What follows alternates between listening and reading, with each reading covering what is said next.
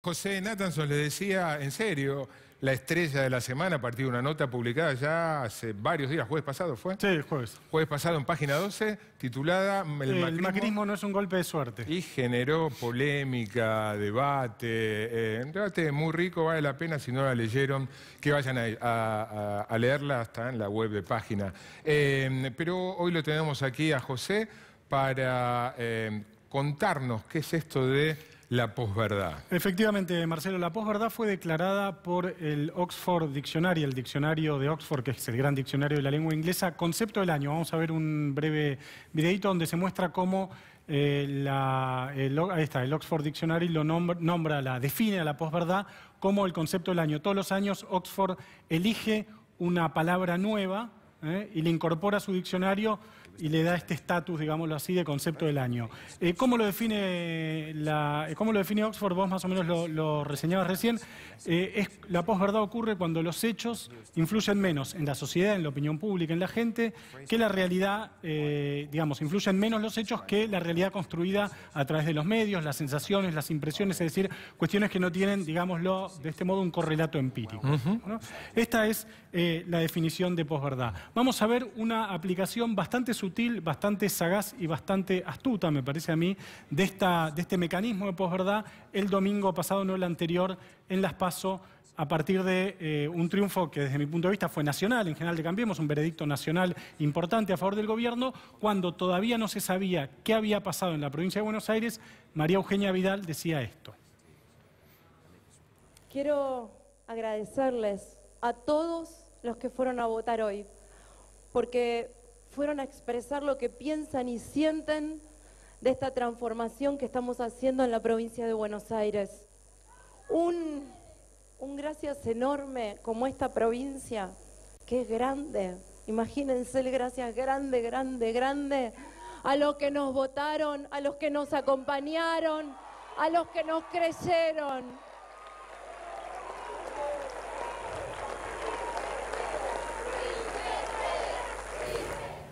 ¿Por qué eso ilustra la posverdad? Bueno, decíamos, en el contexto de un triunfo nacional importante del oficialismo, un triunfo en muchas provincias, en la capital federal, en algunos lugares donde no venía ganando nadie que no fuera del peronismo desde hace 30 años, como en San Luis o en Santa Cruz, todavía no se sabía el resultado decisivo de la provincia de Buenos Aires.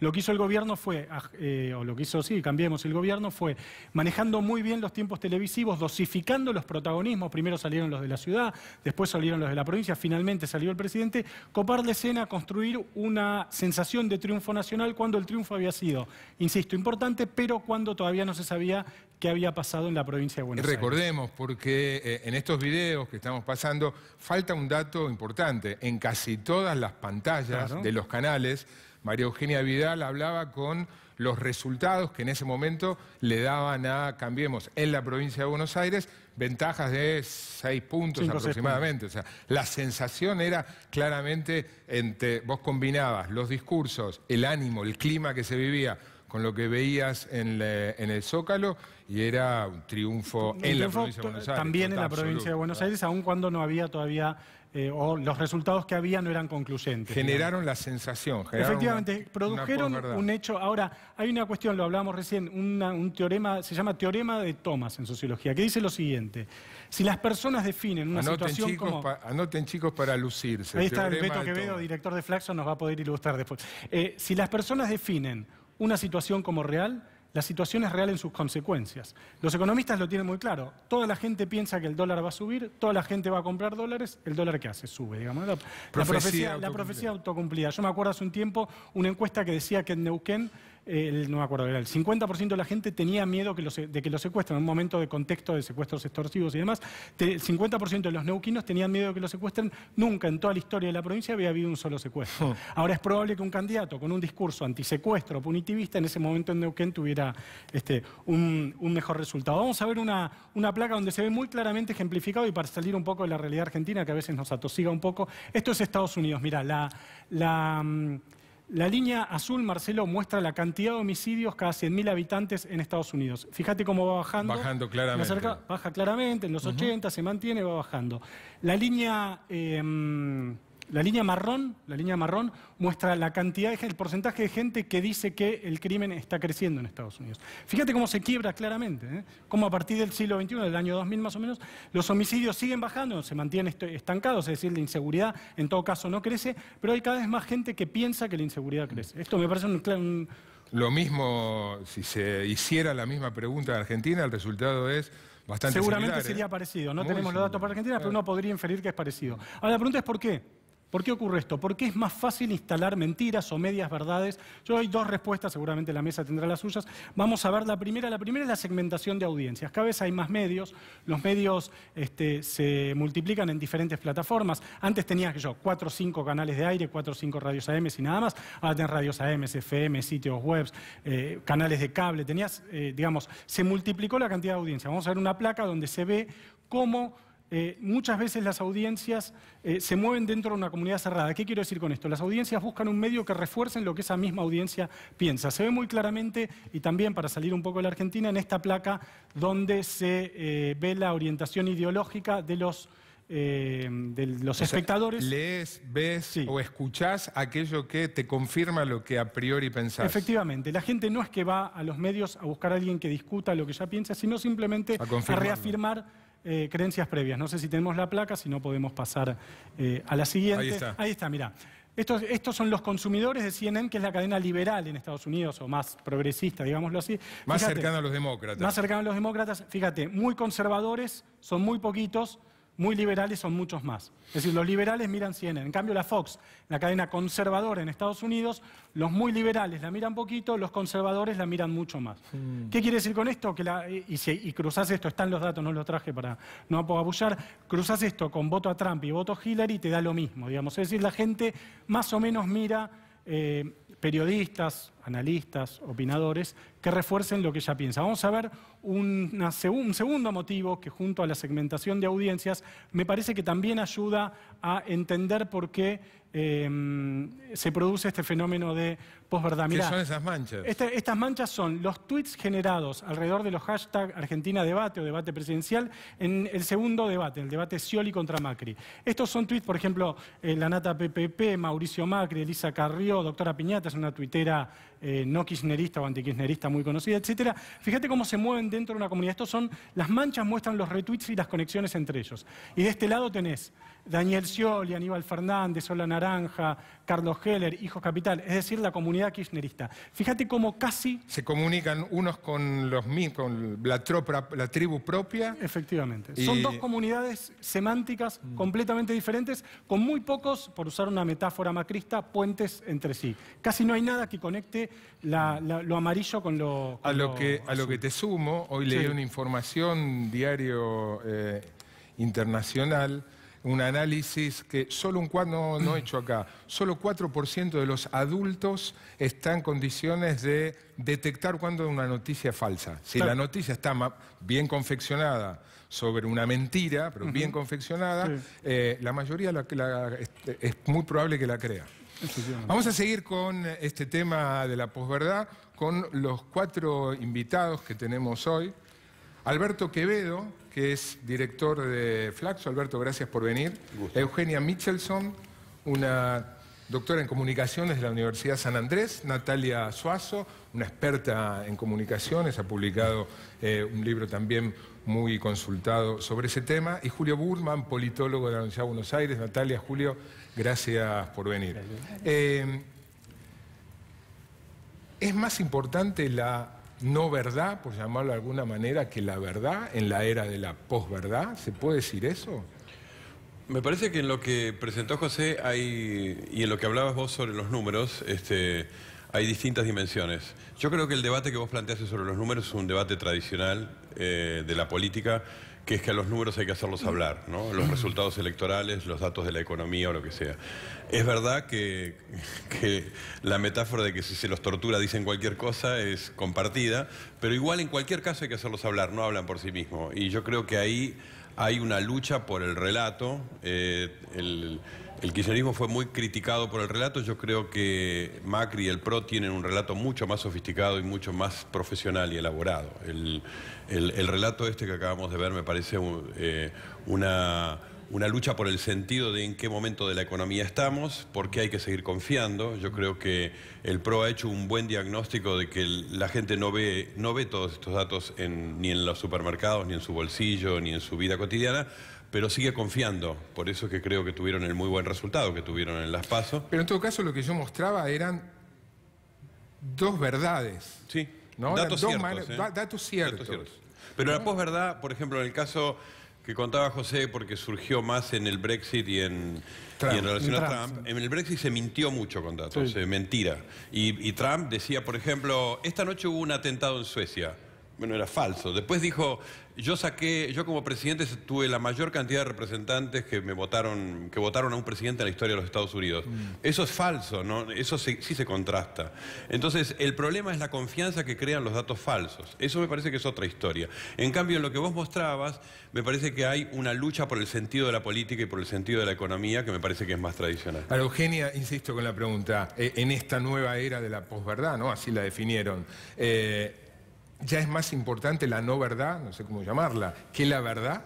Es más importante lo que decía José, de lo que está de acuerdo con lo que yo pensaba de antes. La gente no mira noticias, no lee Facebook, no lee el diario para ver qué piensa. Ya saben qué piensan y están buscando a alguien que se los confirme. Y lo están buscando de manera inconsciente, no es un deseo consciente, quiero que me lo confirmen. Somos seres humanos y tendemos al equilibrio. ¿Y qué nos mantiene en equilibrio? Pensar que el mundo es como nosotros pensamos que es.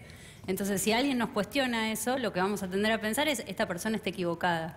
De hecho, hay varios experimentos con fact-checking en el momento. O sea, vos lees una noticia en Facebook y aparece al lado alguien que te dice, chequeó esto, un fact-check de Estados Unidos, y dice si es cierto o no. Y la gente tiende a desconfiar del fact-checking, si está de acuerdo con la noticia. Y si está en contra de la noticia, confía en el fact-checking. Como el chequeado de acá, sí, ¿no? Sí, el ejercicio claro. del chequeado. No va a faltar mucho tiempo hasta que aparezcan los falsos chequeados, ¿no? Claro. O los chequeados de los chequeados. Los chequeados de los chequeados, chequeados de los chequeados. ¿Natalia? Sí, y lo que pasa además con este tema de los chequeos es que cuando una noticia se instala para un determinado grupo, para estas comunidades cerradas en las cuales la noticia repercute, la noticia en sí es mucho más compartida, sea verdad o sea mentira, que el chequeo, digamos, el chequeo posterior. Hubo un caso muy conocido de cuando ganó Trump, que un periodista sacó una foto de una serie de colectivos todos estacionados al lado del otro, cerca de donde había un acto por Trump, y dijo que la gente había sido llevada a ese acto, digamos, el chori y la coca de Estados Unidos. Y después ese mismo periodista, ese tuit, fue retuiteado por Trump, fue comentado, lo cual además hace que, porque en las redes sociales no hay una no jerarquía, hay jerarquías en las redes, hay autoridades en las redes. Referentes. Sí, pero que además dinamizan mucho más las conversaciones que las personas normales, digamos. No es común tener más de 1000, 2000 tweets en las redes sociales o en Twitter en este caso. ¿Y qué pasó? Este periodista después dijo que la información que había subido la había chequeado. Le habían dicho que había una convención de informática cerca, que había habido gente con esos micros y que en realidad no eran de Trump y que se disculpaba por lo que había hecho. Ese tuit tuvo 4 y 7 tweets y retweets contra los miles de millones que además había tenido el otro impulsado por el tuit de Trump. Entonces, es lo que dice Eugenia. Estamos en esas comunidades, queremos confirmarlo, pero además las redes sociales y la segmentación, digamos, también la publicidad en las redes sociales, hace que después ese chequeo no sea tan compartido. Yo tengo una pregunta para Julio. Escribió una buena nota en Anfibia después de las PASO, que es la pregunta que el Beto recién lo insinúa: ¿cómo recurre el macrismo a estos mecanismos, digamos, que son parte del juego también de la política, ¿no? Yo diría que todos recurren, ¿no? Esto no es algo nuevo. Tal vez la dimensión que adquirió en los últimos tiempos hizo que se acuñase este término nuevo, pero hablar de manipulación de la información para construir sentidos o para ganar determinadas batallas es algo al que estamos acostumbrados hace muchas décadas, ¿no?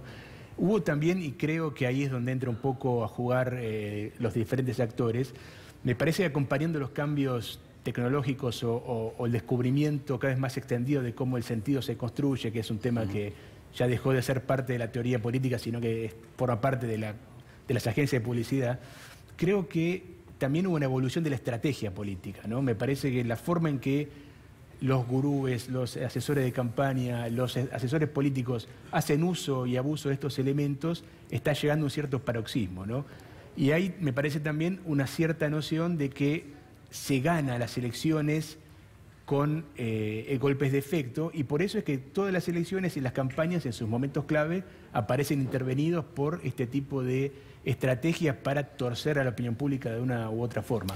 Fenómeno que no es nuevo, pero me parece que está cada vez más sofisticado. Está más sofisticado porque hay más expertos sofisticados, o está más sofisticado por la aparición de las redes sociales y la incidencia que tienen las redes sociales? A mí me parece que lo que pasó el domingo de las PASO, yo creo que esa operación de, como bien señalaste, de hacer un escalonamiento de los que hablaban, dándole un sentido de selección y el triunfo, más las placas que decían el triunfo de Cambiemos en la provincia de Buenos Aires, que se supone que era la madre de todas las batallas, o sea que era lo que más esperaba la gente, hasta llegar a que la noche se cierra con el discurso del presidente bailando y en una escena que ya lo hemos conocido, y cierra esa noche con un triunfo de Cambiemos. Me parece que eso fue una estrategia muy bien pensada, muy profesional, no hubo ahí ninguna improvisación, y creo que no habíamos visto eso en la historia de la democracia del 83 hasta acá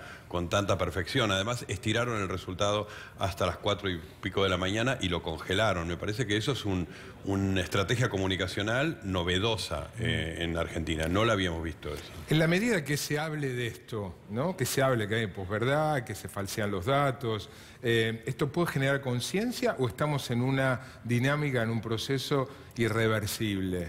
Lo que pasa es que, como funcionan las redes sociales, ¿qué quiere Facebook? Quiere que nos quedemos en Facebook. ¿Y cómo nos quedamos en Facebook? Si nos muestran cosas con las que estamos de acuerdo. Si yo soy de Boca y veo todo el tiempo que Boca salió campeón o que ganó o lo que fuera, me va a seguir mostrando posts que hablen bien de Facebook Boca. quiere maximizar tu felicidad, Mi felicidad para que compre más, para que pase más tiempo ahí. Lo mismo pasa con Twitter. O sea, los últimos posts que me muestran son de la gente que ya fabié, ya retuiteé, son mis amigos, tengo gente en común. Entonces, más allá de que hablemos de la posverdad, si a mí no me interesa cuestionar lo que veo en las noticias, lo que veo en las redes sociales, tal vez ni me entere de la posverdad. Tal vez no sea un tema para mí. ¿Hay algún antídoto ante eso, Natalia? Bueno, respecto a lo que decía Eugenia, las redes sociales son empresas de publicidad. Entre Google y Facebook concentran el 85% de la publicidad online. O sea, son dos grandes empresas que concentran y segmentan, por otro lado, qué decirnos a cada uno, por eso, porque funcionan, digamos, por el placer que nos genera. Nosotros compartimos por placer, por alegría, digamos, no tendemos a compartir por otra cosa. Algunos autores dicen que de la misma forma que se diseña esa segmentación de audiencias, podríamos diseñar o generar diseños para estar atentos a otras ideas, ¿no? Como un diseño de la diferencia. Eso la verdad es que yo lo veo bastante difícil, de hecho... Utópico.